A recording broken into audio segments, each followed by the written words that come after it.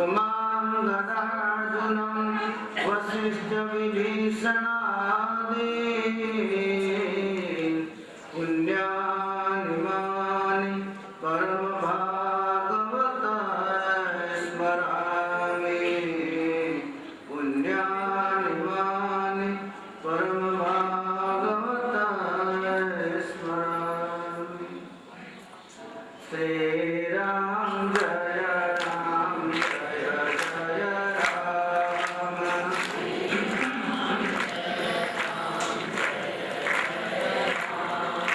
श्री राम जय राम जय जय राम। श्री राम जय राम जय जय राम। श्री राम जय राम जय जय राम।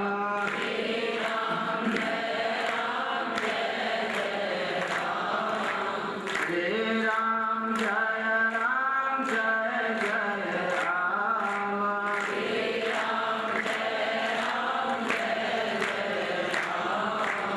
श्री राम जय राम जय जय राम। श्री राम जय राम जय जय राम।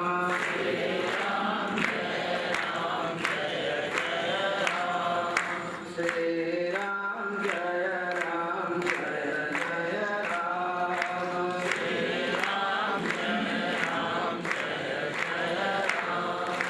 श्री राम जय राम जय जय राम। श्री राम जय राम जय जय राम।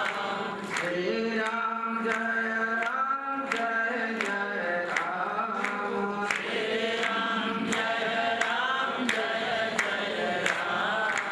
श्री राम जय राम जय जय राम। श्री राम जय राम जय जय राम। श्री राम जय राम जय जय राम। श्री राम जय राम जय जय राम।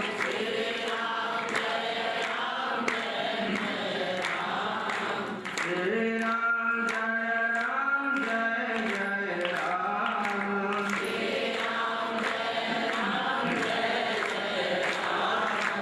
श्री राम जय राम जय जय राम। श्री राम जय राम श्री राम जय राम जय जय राम।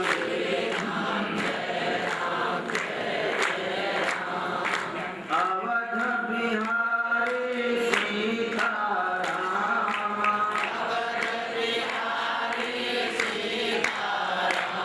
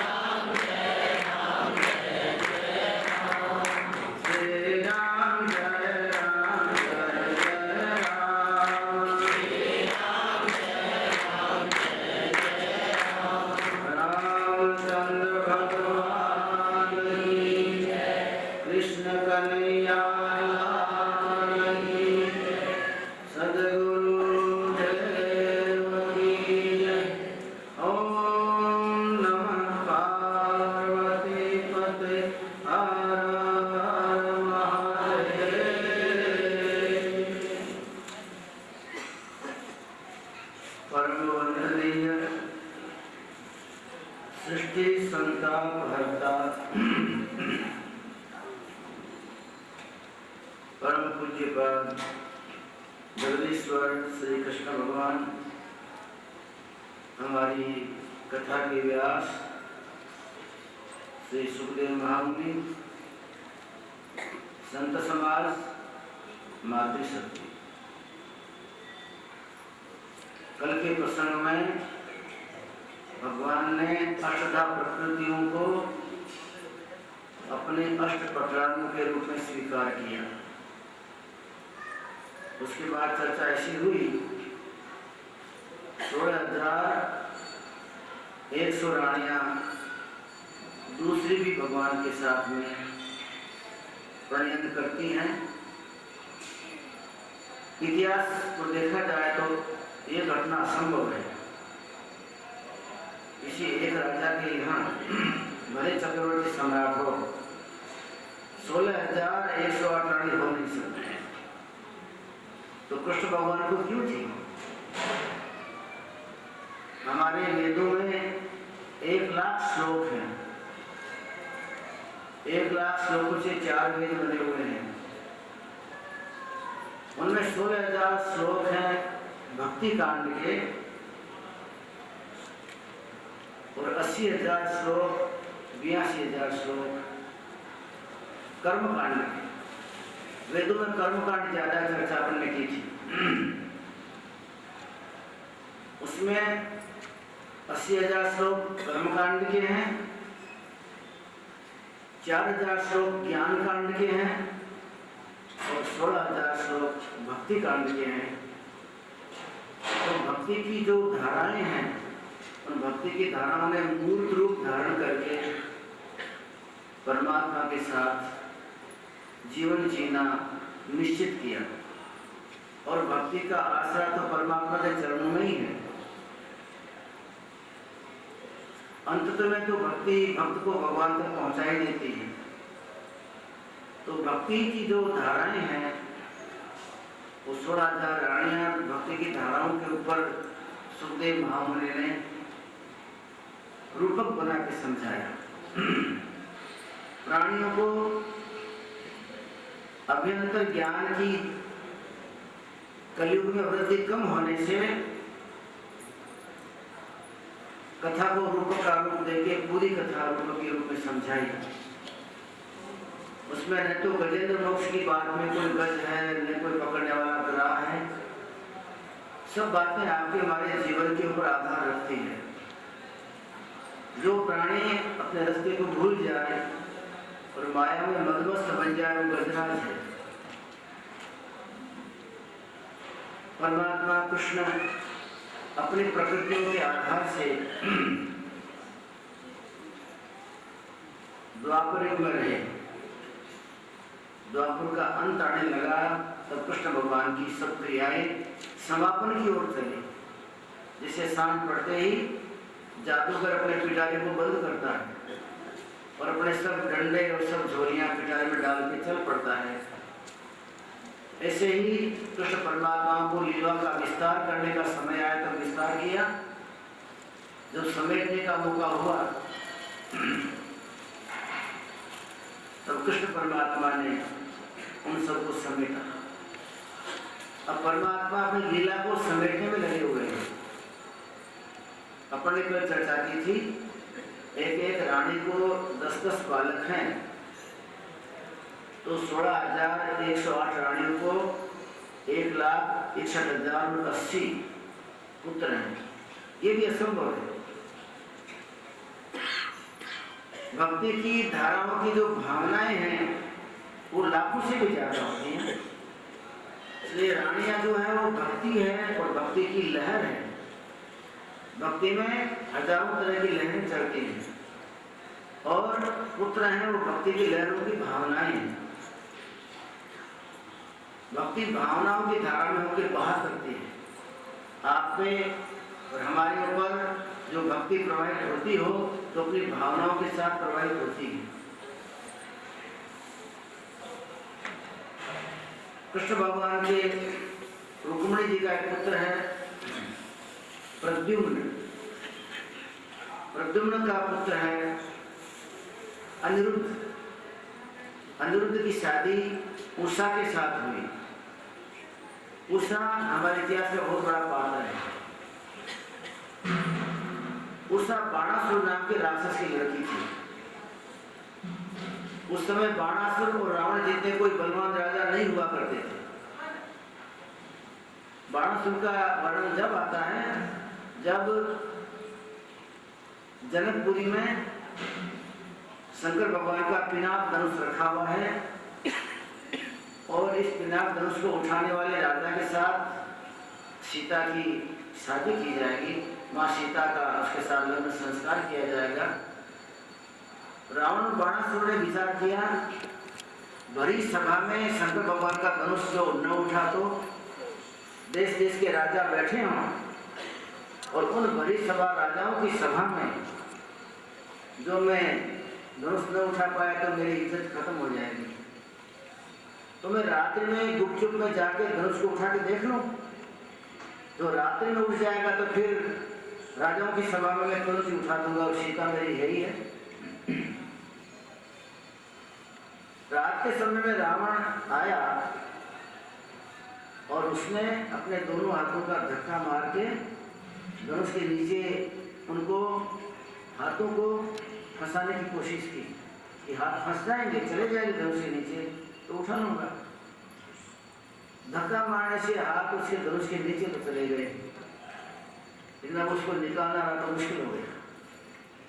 रात भर जूझता रहा रावण, मेरे दोनों हाथ में निकल जाए, लेकिन धनुष से हाथ नीचे निकले नहीं। 4 बजे महाराजा जनक शंकर भगवान के धनुष की पूजा करने को आया करते थे। शंकर भगवान का स्वरूप ही मानकर उसकी पूजा करने को आया करते थे। जब 4 बजे के अंधेरे में जनक राजा ने देखा बहुत ज्यादा सिर और बहुत ज्यादा हाथ धनुष के पास कुछ तड़प रहे हैं। ये सब आदमी क्या करते होंगे? इस धनुष को उठा कर कहीं ले जाना चाहते हैं क्या? उन्होंने आवाज दी अपने सेवकों को, प्रकाश ले आओ, प्रकाश ले आओ। मसाले लाई गई। मसालों की ज्योत में देखा कि बहुत ज्यादा मस्तक है तो बहुत ज्यादा आदमी नहीं है, ये तो रावण है। 10 मस्तक हैं और 20 भुजाएं हैं। पूछा तुम क्यों आए भाई? कहा मैंने विचार किया कि रात्रि के अंधकार में थोड़ी मेहनत करके देख लूं, जो धनुष मेरी मेहनत को मान लेता है तो मैं राजाओं की सभा में आऊंगा, और जो धनुष ने मेरी मेहनत को न माना तो मैं नहीं आऊंगा। आप अब ऐसा करिए, दिन उगने के पहले पहले मुझे यहाँ से भगा दीजिए। फिर तो राज समाज के लोग मिले और मुश्किल से धनुष उठा और रावण भगा। फिर कभी उसने जनकपुरी का नाम नहीं लिया, और जब सीता माँ का स्वयंवर हुआ तो उसमें रावण की हाजिरी नहीं थी। यही काम हुआ बाणासुर का।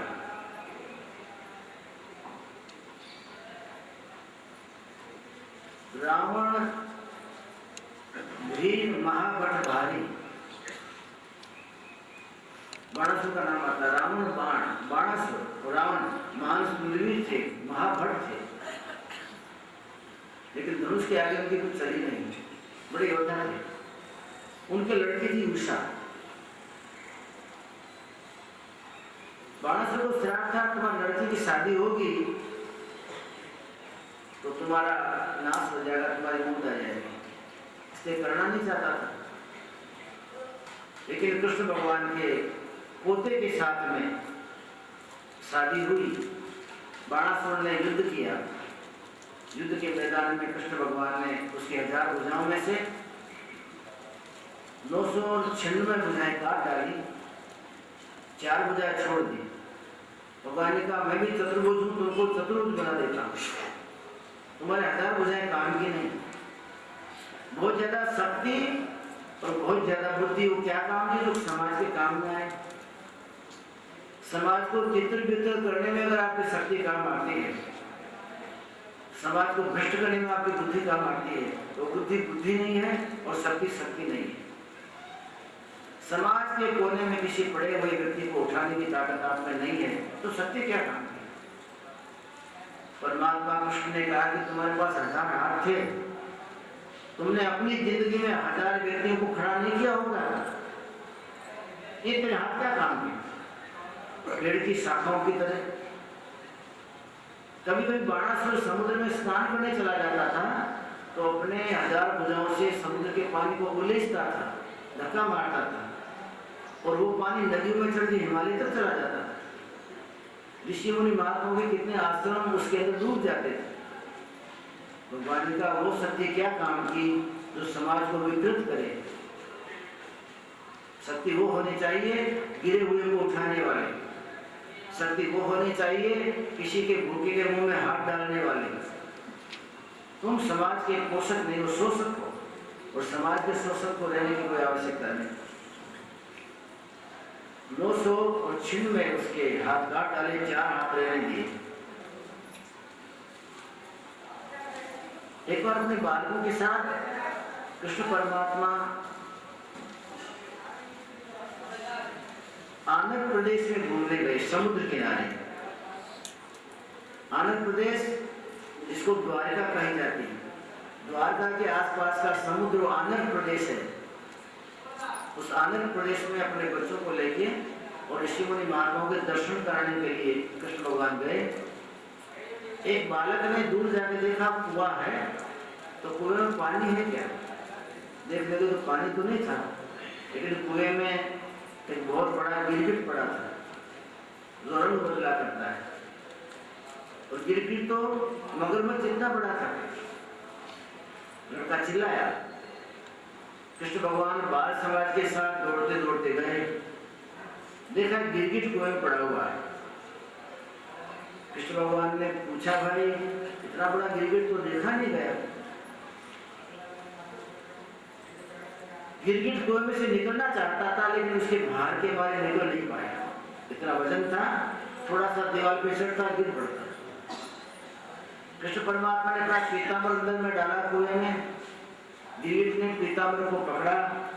कृष्ण भगवान ने झटका मारा तो झटके मारने से उछल के नीचे पड़ा, धरती पर मर गया। उसमें से एक देवता निकला, परमात्मा की स्तुति की। नमामि भक्तवत्सलं कृपालुशील कोमलं भजामि ते पदाम्बुजं अकामिनां स्वदामदं निकामश्याम सुंदरं भवामुनाथ मंदरं प्रफुल्लकंजलोचनं मदादिदोषमोचनं। प्रार्थना की। अपने भक्तों के दोषों का मोचन करने वाले, अपने भक्तों के दोषों को दूर करने वाले, अपने भक्तों के ऊपर वत्सल भाव रखने वाले, ये परमात्मा मैं आपको वंदन करता हूँ। भाई तुम हो कौन? इतना बड़ा तुम गिरगिट का शरीर लेके पड़े थे, हो कौन तुम? महाराज मैं एक बहुत बड़ा चक्रवर्ती राजा था, नृपानाम नृगराजोस्मि। नृपों में, राजाओं में नृगराजोस्मि, नृग नाम का मैं राजा था। तो ऐसा कैसे होगा? सब बात हमको बताओ। कहा महाराज ये तो कर्म की बात है।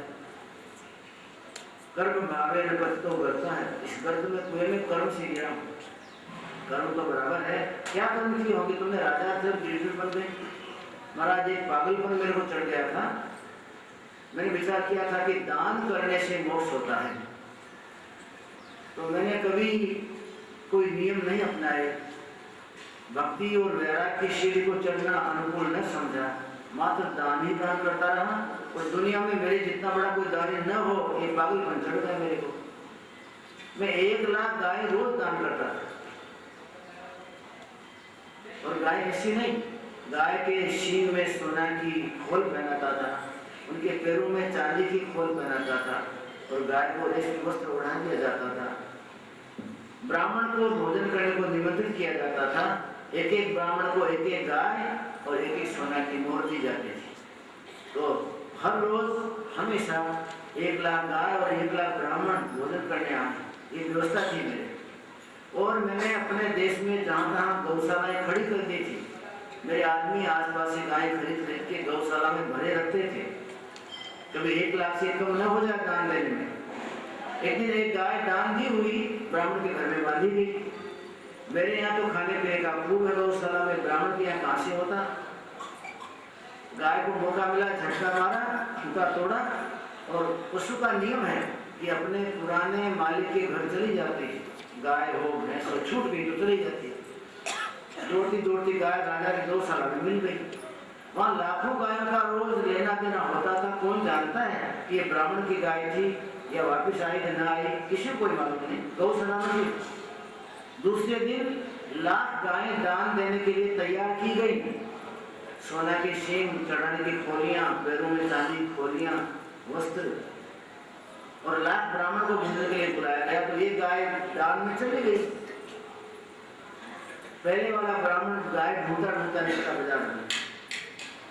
आज वाला ब्राह्मण गाय लेके जा रहा था, उसको पकड़ा। ये गाय तो मेरी, तुम कहाँ ले जाते हो? उसने कहा भाई तेरी होगी, मुझे नहीं मालूम। देखो मेरे सिर के ऊपर में चंदन लगाया हुआ है, राजा ने मेरा सत्कार किया है, मुझे भोजन कराया है, और राजा ने मुझे एक स्वर्ण मोहर दिए, देख लो, और गाय भी दी है। अभी तो राजभवन से चला आ रहा हूं और सब ब्राह्मणों के साथ। कहा चले तो तुम्हारे, लेकिन गाय मेरी है। कल राजा ने गाय मुझे दी थी, वो गाय मेरे घर से खूंटे को तोड़ के छूट गई, राजा की गौशाला में मिल गई। गाय मेरी है, मैं ले जाऊंगा। उसने कहा मुझे दिया राजा ने तो मैं ले जाऊंगा। दोनों में झगड़ा हुआ। दोनों राजा के पास गए। राजा को कहा कल वाले ब्राह्मण ने, महाराज ये गाय मेरी है कि नहीं? राजा ने हाँ कहा, गर्दन झुकाई। आज वाले ने पूछा आपने गाय मुझे दी नहीं? राजा ने हाँ कहा। तो कहा महाराज मैं तो गाय को लेके जाऊंगा। इसने कहा महाराज मैं तो नहीं दूंगा, मुझे आपने दान में दिया। वो ब्राह्मण जब बोलता तो उसकी हाँ कहते, वो सही बात थी। ये ब्राह्मण कहता है, इसकी भी हाँ कहते। अंत में दोनों ब्राह्मणों को क्रोध आया। अरे मूर्ख राजा, गिरगिट की तरह से गर्दन क्या हिलाता है बार बार? तो निर्णय नहीं कर पाता। मेरी गाय मुझे नहीं दे रहा है, दूसरे आदमी को दे देता है, निर्णय नहीं करता है। जब मैं कहता हूँ मेरी हाँ कहते हो, ये बोलता है इसकी हाँ कहते हो, जाओ तुम गिरगिट बन जाओ। भगवान क्या करूं? 1 लाख गाय रोज दान देने का फल एक मिला के गिरगिट बन गया। किसी को भ्रम हो कि पुण्य करने से शायद वैकुंठ मिलता है, तो महाराज ये भ्रम गलत है, ये मेरी दशा नहीं थी। लेकिन एक काम हुआ, मैं रोज 1 लाख गाय दान देता था, इसलिए वो गाय सब कीड़े बने, मकोड़े बने, और इस कुएं में कीड़ों की एक नार चला करती थी, एक लाइन चला करती थी। तो उस कुएं में पड़ा पड़ा कीड़ों को खाया करता था। 1 लाख कीड़े रोज खा जाता। जितनी मैंने गाय दान दी उतना बदला तो मिला। आप दान देके बदला मिलेगा, लेकिन नरदेह तो परमात्मा की भक्ति की बिना नहीं मिलती। नरदेह के लिए तो जन्म जन्म में यत्न करना पड़ता है। नरदेह के लिए तो जन्म जन्मांतर में किए गए कर्मों का क्षय करना पड़ता है, प्रारब्ध को शुद्ध करना पड़ता है, संचित कर्मों को जलाना पड़ता है, और क्रियावान कर्म में सावचेत रहना पड़ता है। कोई कर्म गड़बड़ नहीं करता। आप तो क्रियावान कर्मों में सावचेत नहीं है और संचित को जलाने की कोई व्यवस्था नहीं कर रहे हैं, तो प्रारब्ध आपको नरक चौरासी में भटकाता है। इसलिए हमारे संस्कृत ने कहा हर कदम फूंक फूंक के धरना चाहिए। मैं कदम धरता हूँ, ये मेरा कदम कोई बंधन करता तो नहीं बनेगा। अरे परमात्मा मैं ये काम करता हूँ, ये काम कहीं मुझे 84 में नहीं डाल देगा। जागृत रहते हैं संत महात्मा, एकदम जागृत रहते हैं, सावचेत रहते हैं। ऐसा कदम कभी नहीं डालते जिसके प्रभाव से उनको 84 में नरक में जाना पड़े। मनुष्य जीवन में तो कर्म काटने का ठिकाना है, अन्य जीवन में तो है नहीं। तो मनुष्य जीवन में ही अपने कर्मों को काट के, प्रारब्ध का नाश करके, संचित को ब्रह्माग्नि में जला के और क्रियावान में सावचेत होकर जीवन जीते हैं। अपने चर्चा की थी, जड़ भरत के सामने कीड़ी आई तो कूद के चले गए आगे कि कीड़ियां मर जाएगी तो मुझे बदला देना पड़ेगा। कृष्ण परमात्मा ने बताया अपने लड़कों से, हे पुत्रों देखो, दान का मान जिसको होता है, मन में घमंड होता है, वो दान का मान करने वाला भी गिरगिट बना है। जब तक आपके जीवन में शुद्ध कर्मों की हारमाल नहीं है, शुद्ध कर्मों की श्रृंखला नहीं है, तब तक जीवन कभी भी परमात्मा को स्वीकार नहीं होता। नायम आत्मा प्रवचने न लभ्यो, नायम दाने, न दान से, न प्रवचन से, न चेत यज्ञ, न यज्ञ करने से। नायम आत्मा प्रवचने न लभ्यो न दानम न चेज्जया ज्ञानेन एक है आत्म तत्व मानसु। एकमात्र ज्ञान के प्रकट होने से इस मनुष्य का मोक्ष और इसको परम तत्व की प्राप्ति होती है। ज्ञान जन्म जन्मांतर के संचित कर्मों का नाश करता है। बाकी न प्रवचन सुनने से, न प्रवचन करने से, न दाने न चेज्जया, न यज्ञ करने से।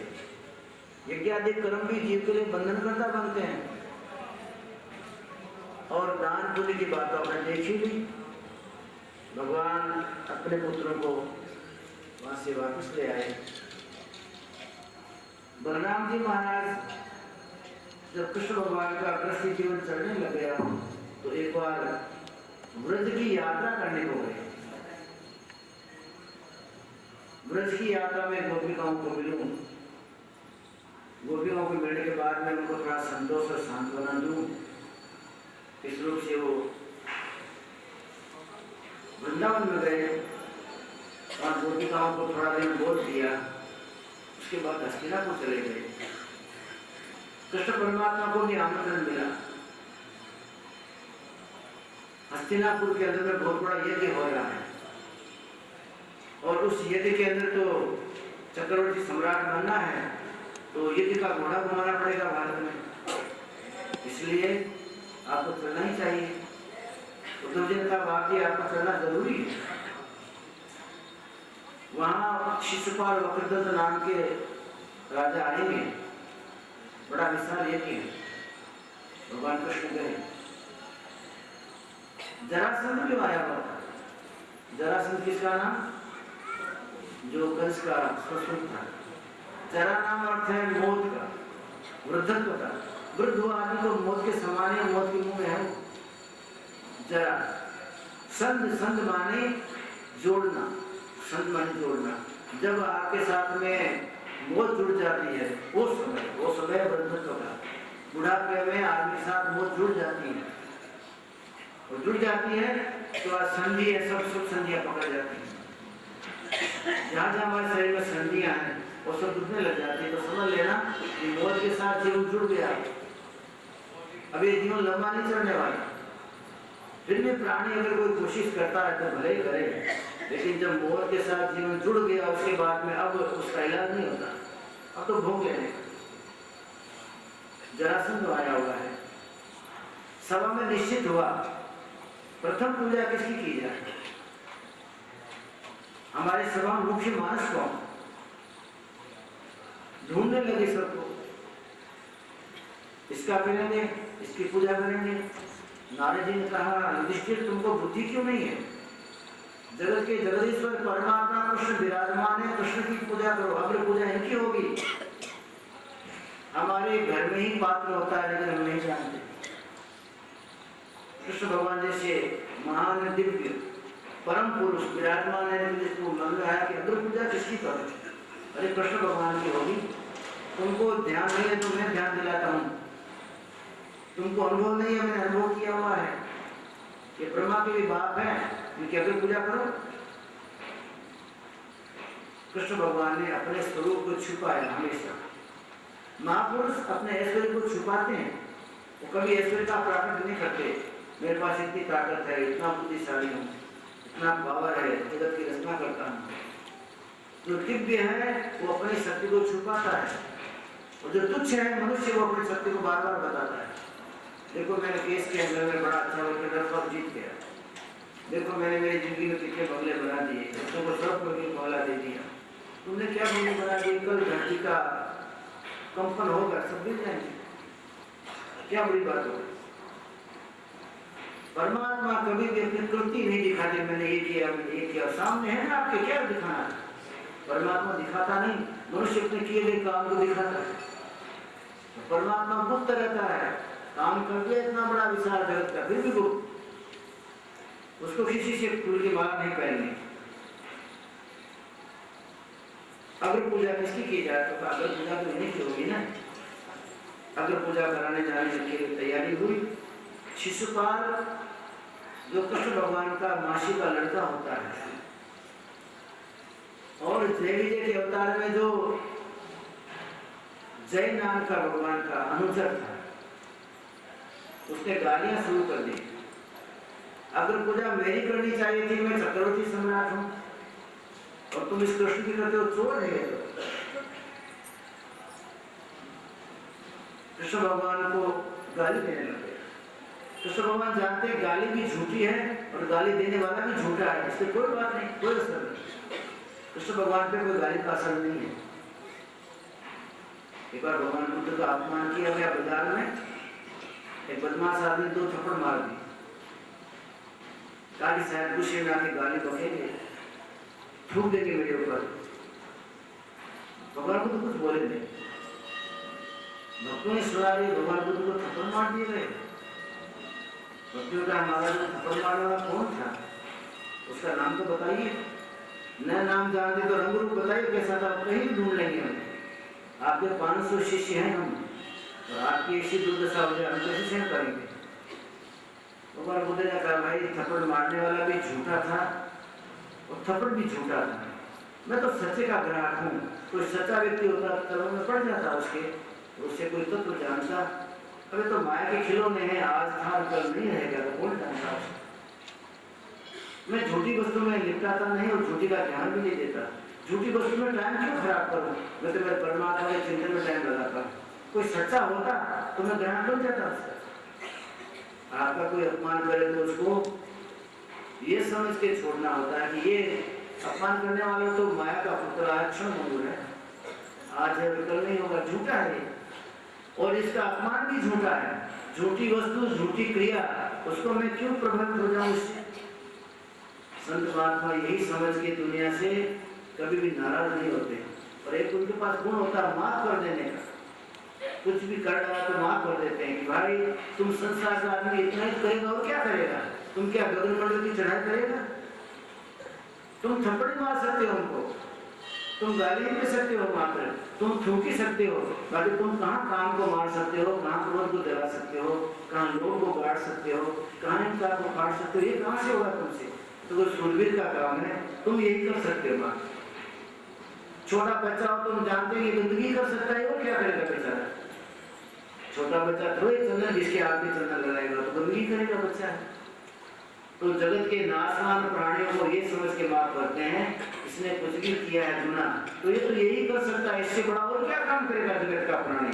ये माया का पुतला इतना ही कर सकता है, भले करे कोई बात नहीं। और तो नाशवान व्यक्ति है, ये भी नाशवान, इसकी क्रिया भी नाशवान। भगवान सुनते गए। लेकिन एक बार इनकी मासी को जानकारी थी कि मेरे बेटे का नाश कृष्ण भगवान के हाथ से है। मासी बा ने कहा कृष्ण मैंने सुना है कि तुम्हारे हाथ से मेरे लड़के का नाश है, तुम भी मेरे पुत्र हो, वो भी मेरा पुत्र है, तुम ऐसा काम करोगे। कृष्ण भगवान ने कहा मासी मैं तो नहीं जानता हूँ, तुम कैसे जानती हो ये बात। तो मुझे ज्योतिषी ने बताया है तेरे लड़के की मौत कृष्ण भगवान के हाथ से है, तू मुझे वचन दे मेरे लड़के को नहीं मारेगा ना।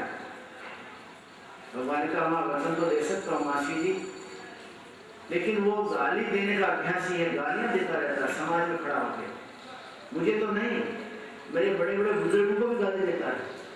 मैं तो माता माफ करूंगा उसको, लेकिन 100 गाली तक माफ करूंगा। 100 के बाद में 101 गाली हुई, उसके बाद मेरी मर्यादा फिर नहीं रहेगी। ये तुझे मान्य है ना।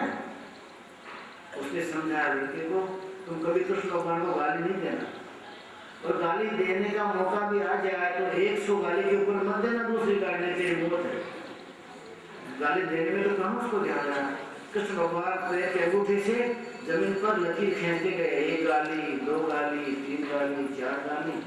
जब 108 गाली पूरी हुई तो जो पूजा का थाल लेके आए थे पूजा करने वाले कृष्ण भगवान का, पूजा हुई, उसी पूजा के थाल को उन्होंने फेंका और वो सुदर्शन चक्र बन गया और शिशुपाल की गर्दन उड़ा के चला गया आकाश में। हाय हाय मच गया। कृष्ण भगवान ने कहा इसी तरह का पात्र था, वो तो कृष्ण परमात्मा का अनुचर था, रक्षक था, वहां का दरबार था, उसको वहां भेजना ही था। कृष्ण भगवान ने कभी किसी को मारा नहीं, सबको तारा है। कोई कहे शिशुपाल को मार क्यों दिया, शिशुपाल को तो 3 जन्म पूरे हो गए तो पहुंचाना था ना वैकुंठ में, इसलिए मारा गया। और ये क्रिया न करते तो अभी उसके कर्म बाकी रह जाते। उन्होंने वरदान मांगे थे, महाराज आपके साथ बैर करेंगे और बैर भक्ति के द्वारा आपको प्रसन्न करके आपके धाम में आएंगे। बैरी को अपने बैर का हरदम याद रहता है, बैरी को बैरी कभी भुलाता नहीं। शिशुपाल का वध हुआ। इस प्रकार से भगवान ने अपने अनुचरों को अपने ठिकाने पहुंचाए। अब भगवान ने देखा कि चारों तरफ काल की प्रलय लीला चल रही है, कलयुग का प्रभाव धीरे धीरे धरती पर उतर रहा है। जहां भगवान देखते हैं, जहां ध्यान देते हैं, वहीं परमात्मा को काल के कलरव दिखाई दे रहे हैं। भगवान ने विचार किया तो एक मेरा जो कुटुंब है, ये कुटुंब भी ठीक नहीं है, इसको बहुत जल्दी मुझे समाप्त कर देना चाहिए। और अपने चर्चा की श्राप मिला था, उसमें एक वज्र का टुकड़ा निकला। भगवान ने कहा कि वज्र का टुकड़ा तुम्हारी मौत का कारण बनेगा। बुरा तो घिसा नहीं, उन्होंने थोड़ा सा टुकड़े बना के डाल दिए, वो पवन की लहर से किनारे आए और सब टुकड़े आने के बाद में एक घास बन गई। छोटा टुकड़ा बाकी रह गया तो दरिया में फेंक दिया, मछली खाई, बात की बात। जरा नाम के शिकारी ने अपने धनुष के ऊपर उसका फन बना लिया, उसका मुंह बनाया धनुष का, जो शरीर में आर पार निकलता है। सर्ग पूर्णिमा की रात्रि थी। कृष्ण भगवान उद्धव, अक्रूर, मैत्री महामुनि, अर्जुन, इन सब के साथ प्राची नाम का एक नगर है, वहां पहुंच गए। मेरे कुटुंब के लोग मर्यादा से बाहर हो रहे हैं और वहां बहुत बड़ा पीपल का वृक्ष था, उसके नीचे भगवान बैठे। रात्रि के समय में कृष्ण भगवान के पुत्र और पौत्र इस सब शरद ऋतु की चंद्रमा की छाया के आनंद लेने के लिए समुद्र किनारे गए। वहां वारुणी का सेवन किया, मर्यादा भूल गए, गाली गलौज के ऊपर बात आई, फिर हथियार निकाल लिए, तलवार से चाचा भतीजे को काट रहा है, भतीजा चाची को काट रहा है। इस तरह से चारों तरफ रुंड मुंड की एक बहुत बड़ी विशाल संख्या पड़ी। कुछ बाकी रह गए, हथियार खत्म हो गए, टूट गए। तो यदुवंशी दौड़े और दौड़ते दौड़ते समुद्र किनारे जो घास उगी थी, उस वज्र के टुकड़े में से उस घास का टुकड़ा ले लेके एक दूसरे को मारने लगे। वज्र जिसको छूता हुए मर जाता। महामुनि का श्राप था दुर्वासा का, उस श्राप के कारण से वज्र को घिस घिस के पानी में डाला तो था, लेकिन पानी पवन की लहरों से वो सब किनारे आए, घास बनी। जो घास को लेके मारता है यदुवंशी को, यदुवंशी का नाश होता गया, कोई नहीं रहा। कृष्ण भगवान को समाचार मिला, महाराज आपके कुल का सर्वनाश हो गया। भगवान ने कहा मेरी इच्छा है, मम इच्छा है दीन दयाल। दीन दयाल को बोले मेरी इच्छा थी। अर्जुन, ये सारे जगत के प्राणी मेरे अंश हैं। जब तक मुझे इनको दुनिया में रखना होता तब तक रखता हूँ, और जब मैं चाहता हूँ इनकी आवश्यकता नहीं है तो मेरे अंदर इनको समा लेता हूँ। ममेवांशो जीवलोके जीवभूत सनातन मनः षष्ठानि इंद्रियाणि प्रकृतिरतकर्षति। मैं प्रकृति के द्वारा इनका आकर्षण करके और मैं मेरे में समा लेता हूँ। ये तो मेरा रोज का काम है। तुम लोगों को तो नई बात लगती होगी। ये तो मैंने अर्जुन कितनी बार संसार में प्रलय मैंने किया, कितनी बार अपने पेट में समा लिया। ये प्रलय, विप्लव और सृजन ये चला ही करता है। इसी का नाम मृत्यु लोक, इसी का नाम संसार, जहाँ बने और बिगड़े। और संसार में अर्जुन एक मैंने माया छोड़ दी है, उस माया का नाम है संसार के प्राणी को भूल भुलैया में डालने वाली माया। उसका नाम है अविद्या माया। अविद्या माया प्राणी को जगत के प्रपंच में डालती है और विद्या माया प्राणी को परमार्थ के पंथ में चढ़ने के लिए जागृत करती है। परमात्मा ने दो माया बनाई, लेकिन काले सिर वाला आदमी तो अविद्या माया को ही पकड़ता है, विद्या माया का कोई ग्राहक नहीं बनता। विद्या माया ज्ञान संपन्नता वाली जो प्राणी को संसार नाशवान दिखाती है और परमात्मा की सत्ता जागृत करके दिखाती है। परमात्मा सच्चा है ऐसा हमको भास कराती है। तो विद्या माया से प्रेरित होकर ऋषि मुनि महात्मा भजन करते हैं। अविद्या माया से प्रेरित होकर जगत के प्राणी जगत के स्थूल पदार्थों से चिपकते हैं, मरते हैं, गलते हैं, सड़ते हैं। संत कबीर ने कहा, धर्मदास, माया दो तरह की है, एक छोटी माया, एक बड़ी माया। बड़ी माया सारे संसार को खा जाती है। बड़ी माया कौन सी? आंख से दिखे वो मोटर, बंगला, खेत, प्लॉट, पुत्र, मित्र, शत्रु, पत्नी, बहन, कुटुंब, परिवार, जो हमको सहज में दिखते हैं, हमारे सामने चलते फिरते, वो मोटी माया। मोटी माया में सब लिपटा गए। और कोई मोटी माया में न लिपटाता हो तो झीणी माया, महीन माया, उस महीन माया को सार्थक बना के और परमात्मा की भक्ति करके सीढ़ियां चढ़ते हैं। मैं मेरी माया से जगत को बनाता हूँ और मेरी माया से जगत का मैं विसर्जन करता हूँ। इसी चर्चा करते थे। थोड़ी सी चिंता दिखाई, मेरा कुटुंब चला गया। कृष्ण भगवान ने नेत्र बंद किए, एक पैर को घुटने पे चढ़ाया और चिंता करते करते हाथ को यहाँ रखा ललाट में, कि तुरंत ही जरा नाम का वो शिकारी जिसने वो बचा हुआ जो वज्र का टुकड़ा था उसका बांध बनाया था, वो शिकार ढूंढते ढूंढते वन में निकला। वो देखता है किसी झाड़ी के अंदर में हिरण छुपा हुआ है। हिरण की लाल लाल उसने आंख देखी। हिरण की आंख तो नहीं थी, वो तो कृष्ण भगवान के पैर में पद्म का निशान था। कृष्ण भगवान के पैर में पद्म का निशान, वो निशान लाल लाल था। उसको झुरमुट में से आंख दिखी और बराबर उसने संधान करके धनुष को तीर छोड़ा कि वो सीधा कृष्ण भगवान के पैर में गया। जो पैर घुटने पे था उसमें से निकल के हाथ में गया, उसमें से ललाट में गया।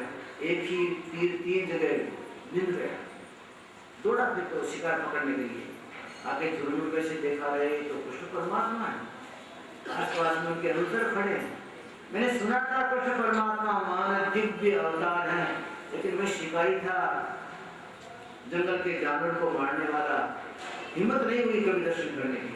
महाराज आज आपके दर्शन हुए तो मेरा तीर और आपका सही ऐसा दर्शन होना था। भगवान ने कहा, बोले तुम क्या कर सकता है शिकारी, इसकी मेरी इच्छा है, मैं यही चाहता हूँ। कल कोई ऐसा नहीं कहे अपने बच्चों को और अपने पोतों को तो आपस में लड़ा के मरवा डाला और खुद आनंद से फूल के सज्जा पे होके चले गए। मुझे कोई कलंक न लगा दे कि मैंने भी अपना शरीर ऐसे ही छोड़ना चाहता हूँ। और वो महामुनि का श्राप वाला वज्र मुझे भी तो लगना चाहिए था। वेदों शिरोमणि, मुझे न लगे तो लोग कहेंगे अपने आप को बचा लिया, कपट से प्रजा को मार दिया। कृष्ण भगवान जैसे परमात्मा को क्यों लगा? वो तो किसी पापी को, प्रपंच को लगता है, कृष्ण को तो न लगना चाहिए ना। और कृष्ण भगवान का शरीर तो वज्र जैसा होता है, उनको क्यों लगा? अगर ये तीर कृष्ण भगवान को लग गया सच्चा है तो फिर युद्ध के मैदान में विश्व पितामह ने भगवान को तीर मार मार के और महाभारत युद्ध में भक्त फाड़ दिया था, वो तीर आर निकले तो उससे क्यों नहीं मिला? तब कहा अर्जुन, मेरे कोई मांस चमड़ा हड्डियां ऐसा शरीर मेरा नहीं है। अहम दिव्यम च कर्मम दिव्यम, मैं खुद दिव्य हूँ और अर्जुन मेरे कर्म भी दिव्य हैं। दिव्यानुभूति संज्ञान, मेरे अनुभव भी अति दिव्य है। अर्जुन तो मेरा एक अनुभव तो सुन, और भगवान के 1000 अनुभव में से एक अनुभव मात्र गीता, 1000 अनुभव में से अभी 1000 तो बाकी पड़े हैं। एक अनुभव होने का तो उसमें गीता का निर्माण हुआ। ऐसा परमात्मा जो कहता है कि मैं दिव्य हूँ, जन्मम कर्मम से मैं दिव्य हूँ, मेरा जन्म भी दिव्य है, मेरे कर्म भी दिव्य हैं और मेरे अनुभव भी अर्जुन दिव्य हैं। ऐसे दिव्यता वाले परमात्मा को यहाँ क्यों लगा और उसके सारे से सही क्यों छोड़ दिया? कृष्ण भगवान गुरु भक्त थे। गुरु भक्त तो आप ऐसे बहुत होंगे, सतसे होंगे।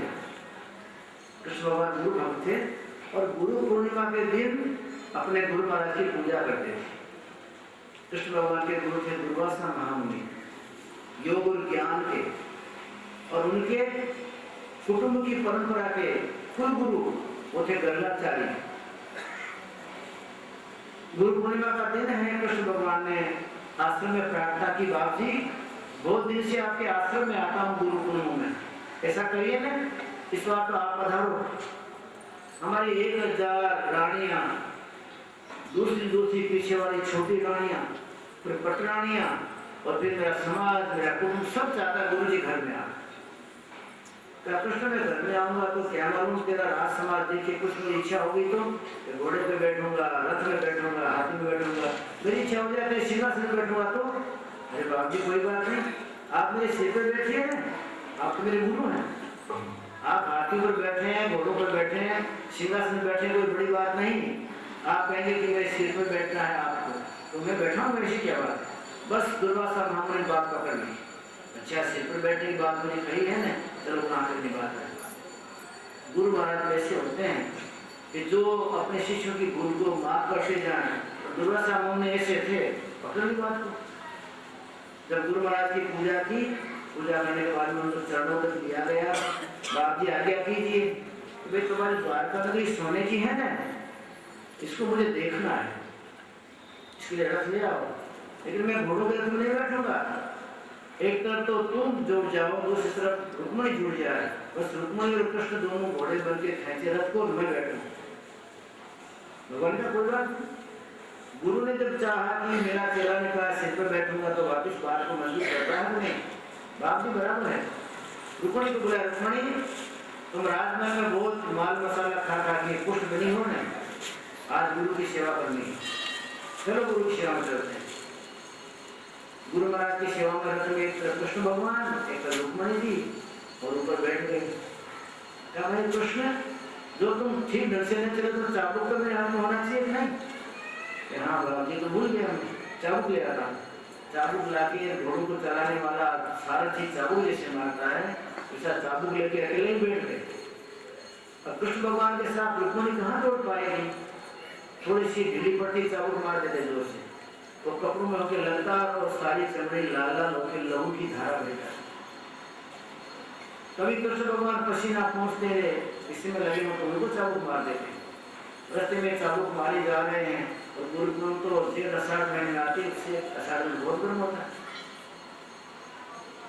भगवान और माता रुक्मणी जी पसीने में तरबतर और खून में तरबतर, चाबुक इतना जोर से मारते थे कि चमड़ी उधड़ जाती थी। सारी द्वारका की कोई गली बाकी नहीं छोड़ी, सब में घुमाया, उस राजेश्वर को घुमाया जो द्वारका के धीश थे, और बड़े बड़े मुकुटधारी जिनके चरणों में पड़ते थे उनको घुमाया, चाबुक मारते मारते। शाम के 4 बजे वापस आए, 10 बजे निकाला था रथ, 4 बजे वापस आया, 6 घंटे तक खूब पीटा दोनों को। उसके बाद में तो उतर गए। कृष्ण बहुत प्यास लगी है भाई, गर्मी खूब पड़ती रही, तुमने कुछ पूछा तो नहीं गुरु जी, इतनी गर्मी पड़ रही है तो पानी पिएंगे थे। कृष्ण भगवान को श्वास आ गई तो पानी का पूछे ना, उनको श्वास नहीं आता था, रुक्मणी का बेहाल था, कृष्ण भगवान बेहाल थे, उनके पानी का ठिकाना नहीं, इनको पानी का पूछना। तब आपकी भूल हो गई, आज्ञा करिए अभी पानी ले आता, कैसे नहीं पिएंगे, तेरा शरीर तो गंदा हो गया, पसीने में लहू-लुहान हो गया, बाबी इसको साफ तो करना पड़ेगा। कृष्ण भगवान रुक्मणी गए, दोनों ने स्नान किया, फिर बाबू जी को पानी पिलाया, भोग की तैयारी की। कृष्ण आज तो खीर बनाओ, खाली खीर की सिवा कुछ नहीं खाएंगे, क्षीर पाक बनाया गया। और क्षीर पाक बनाने के बाद में सारा का सारा कटोरा इतना बड़ा था, अपने आप पी गए, कुछ बाकी नहीं छोड़ा। आज तो पूरी द्वारका में घूमे हैं ना, बहुत भूख लगी मुझे, द्वारका में जाता घूमे, घूमने वाले तो बेचारे खड़े हैं, आप तो बैठे रहे, पूरा कटोरा पी गए, इतने में तो उल्टी हो गई। मर्यादा में जाएगा ना अंदर जी, मर्यादा के बाहर कहाँ जाएगा, उल्टी हुई। कृष्ण भगवान सीता इसको इकट्ठा कर ले भाई, उन्होंने कटोरा लिया, इकट्ठा किया उल्टी को। एक काम कर कृष्ण, मैं तेरे से खुश हो गया, तुमको कितने योद्धाओं से लड़ना पड़ता है, कितने शत्रु तेरे पीछे पड़े हुए हैं, शिशुपाल, बकरदन जैसे, जरासंध जैसे, काल यवन जैसे तेरे पीछे पड़े हैं। कौन जाए तो सोता हो तो हमला करे, जगता हो तो हमला करे, कभी छुप के हमला करे। तो मेरा शिष्य है, मुझे चिंता है तेरी, ये जो मेरी उल्टी हुई है ना, इसको अपने शरीर पर मल ले, सब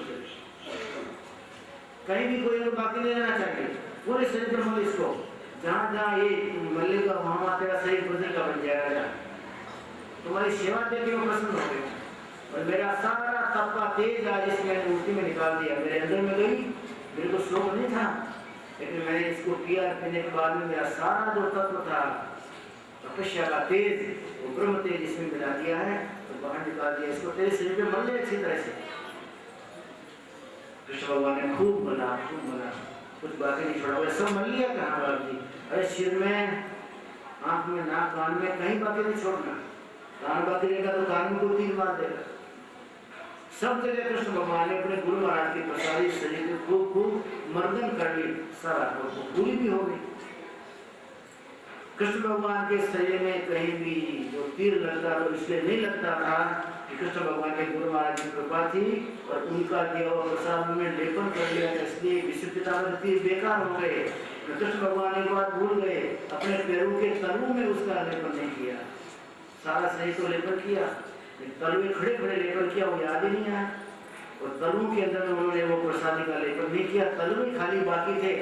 जरा नाम के प्यार में तलवे में बाण मारा, जो तलवे में थोड़ा हाथ लगा देते तो वो बाण पकड़ा के वापस चला जाता, लेकिन तलवार कच्चा था, उसी तलवे में पैर के तलवे में मारते ही हाथ फाड़ निकल गया। कृष्ण भगवान ने कोई बात नहीं, ये मेरी इच्छा है भाई, मेरी इच्छा के दिन जाएगा।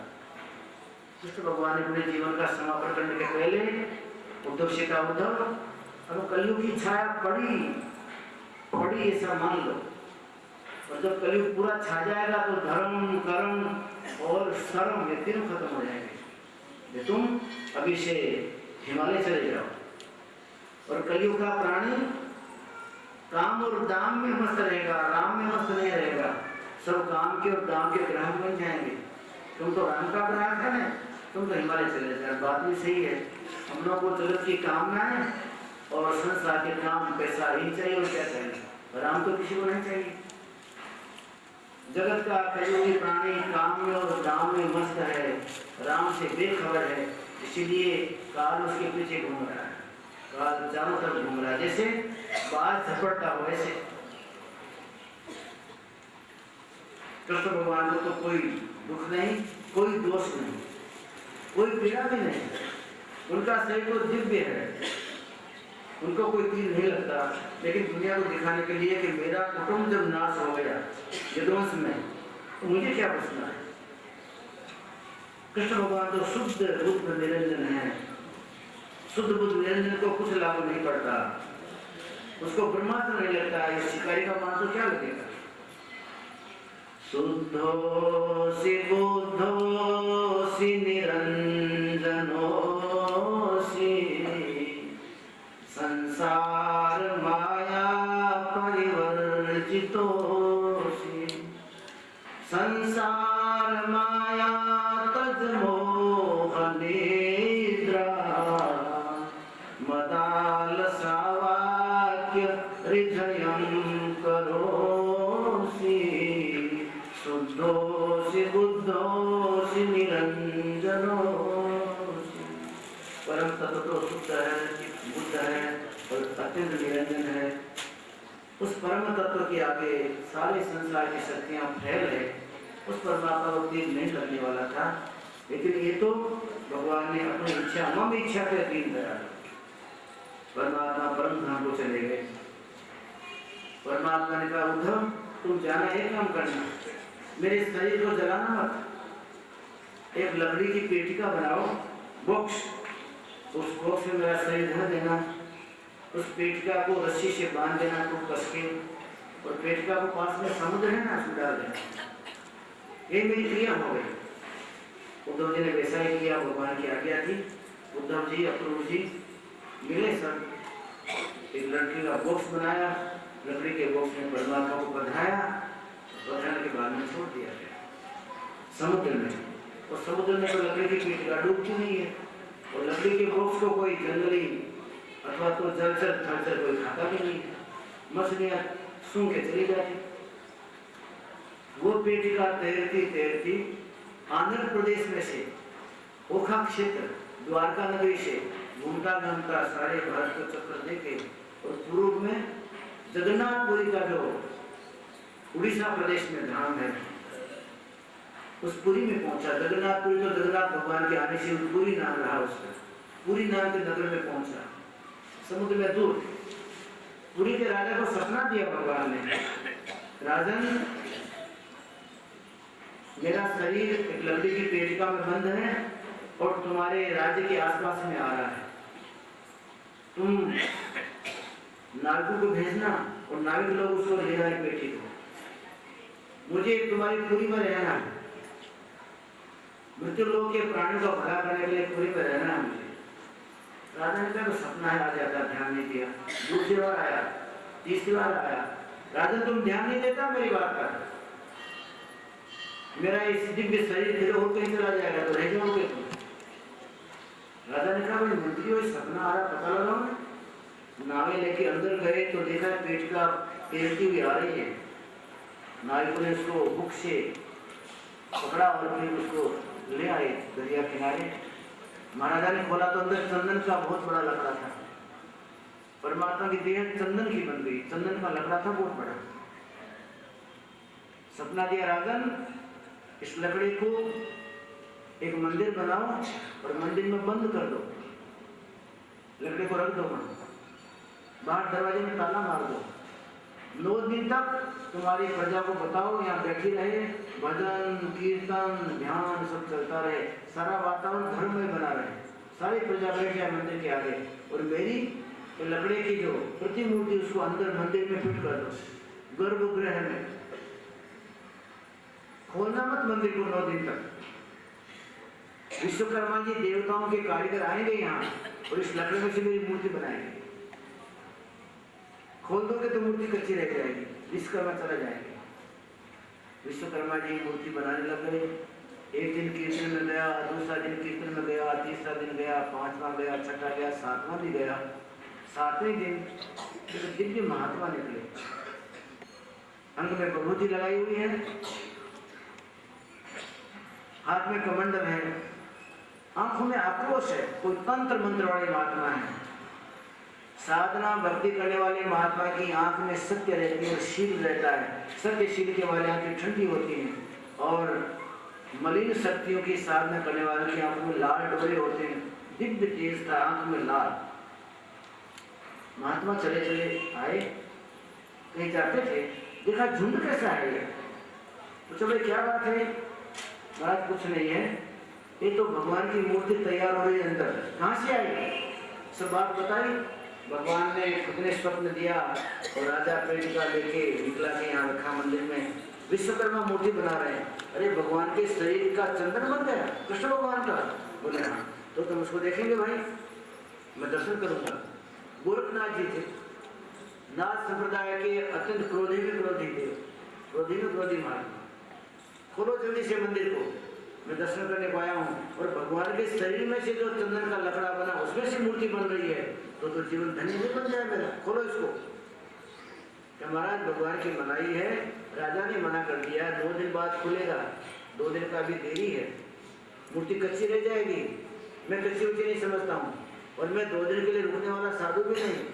मैं तो कहीं एक रात्रि पेड़ के नीचे रहता ही नहीं, दूसरे दिन और कहीं चला जाता। जल्दी खोलो।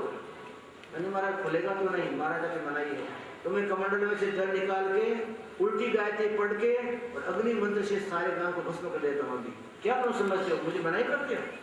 क्रोध में धूसने लग गए और कमंडल से पानी लिया। राजा को जानकारी हुई, दौड़ते दौड़ते आए राजा। आप जी शांत रहो, शांतवान कुछ नहीं होगा, या तो मंदिर खोलो या फिर भस्म होने को तैयार हो जाओ। राजा ने बेचारे मंदिर खोला, मूर्ति और तो पूरी हो गई थी, खाली हाथ बाकी थे, 2 दिन में हाथ बनते, लेकिन जल्दी खोल दिया। विश्वकर्मा चले गए, भगवान ठूके रहे। जगन्नाथ मंदिर में जाके देखिए तो भगवान के हाथ नहीं है, ठूठी मूर्ति है। न भगवान को हाथ है, न सुभद्रा जी को है, न बलराम जी को है, 3 मूर्तियां हैं। हर तीसरे साल चंद्र में से बनने वाली मूर्ति, हर तीसरे साल उसको ले लिया जाता है, दूसरा चंदन का लकड़ा लाके उसकी लकड़ी में से मूर्तियां बनाई जाती हैं। द्वारकाधीश की मूर्ति है, वो चंदन की नहीं है। द्वारकाधीश की मूर्ति है, वो काले पत्थर की है। डाकोर में मूर्ति है, वो भी काले पत्थर की है, लेकिन खाली एक ही पूरी भाग के अंदर में जो एक प्रतिष्ठित देवता है जगन्नाथ, उनकी मूर्ति लकड़ी की है। इस तरह से परमात्मा ने अपनी जीवन लीला पूर्ण की, सारे वंश का समापन कर डाला, अपने परम धाम में पहुंच गए। इसके पहले घटना एक बाकी रह गई थी। जाने के पहले उन्होंने अपने स्वभाव वैभव दिखाया। भगवान जब पढ़ते थे उनका एक सखा था, सखा का नाम है सुदामा। दम नाम है इंद्रियों का दमन करने वाला, सु नाम है सुंदर तरीके, जिसने सुंदर तरीके से, सुंदर विधि से, अच्छी तरह से अपने इंद्रियों का दमन किया हो, वो सुदामा है, भगवान का परम मित्र। लेकिन इसको रहने की झोपड़ी भी नहीं है। सुदामा की पत्नी है सुशीला, यथा नाम तथा गुण है। सुदामा कभी भी भीख मांगने जाते नहीं। पत्नी कहती थी आप तो ब्राह्मण हो, आपको जाना चाहिए। अब तक तो मैं पति नहीं बोलती थी तुमको, लेकिन अब आपके बच्चा हुआ, इस बच्चे को दूध चाहिए ना, इसको न पीने को दूध है, इस बच्चे के लिए न कोई आहार की व्यवस्था, न कपड़े पहनने को है। आपने बच्चा मेहमान बुलाया तो इसकी व्यवस्था होनी चाहिए। आप कहीं जाइए, आप तो बहुत बड़े विद्वान हैं, और जितनी शिक्षा कृष्ण परमात्मा ने प्राप्त की उतनी सुदामा ने प्राप्त की उसी गुरु से। लेकिन उनको ऐसा था मैं मेरे ज्ञान ध्यान को बेचूंगा नहीं, बेचने नहीं जाऊंगा। अपने घर में रहते और घर में परमात्मा का भजन करते थे एकांत में। सुशीला जानती थी कि मेरे पति इतने भजनानंदी हैं, इनको देह की और गेह की कुछ पड़ी नहीं है, देह गेह में कोई नेह नहीं है इनको। लेकिन क्या करें, मान नहीं रहे हैं। बच्चे के लिए तो जाइए, क्या पत्नी में जाऊंगा तो नहीं, बोले मेरा शरीर छूट जाए, मैं इतना बड़ा ज्ञान लेके और ज्ञान को बाजार में बेचने जाऊं, मैं बड़ा ज्ञानी हूँ, मेरे घर पुत्र हुआ, मुझे दीजिए, मेरे से नहीं बनेगा। पति ने कहा आपने सुना कोई मित्र है आपके, कृष्ण उनका नाम है, और ऐसा करो वो राजा बने तो उसके बाद मिलने तो जाओ। पत्नी में मिलने जाऊंगा तकलीफ हो जाएगी, ये वहां के सब लोग कहेंगे कि बहुत बड़ा मित्र है, तो देख के कुछ लेने को आया है, और मैं तो लेने को आया, इस बात को कलंक मानता। आपको मांगने का नहीं है, आपकी दीन दशा देखने के बाद वो आपको अपने आप ही कुछ न कुछ देंगे। रोज की रगड़ करे, द्वारका जाइए, द्वारका जाइए, द्वारका जाइए। सुदामा मना करता रहा, पत्नी रोज के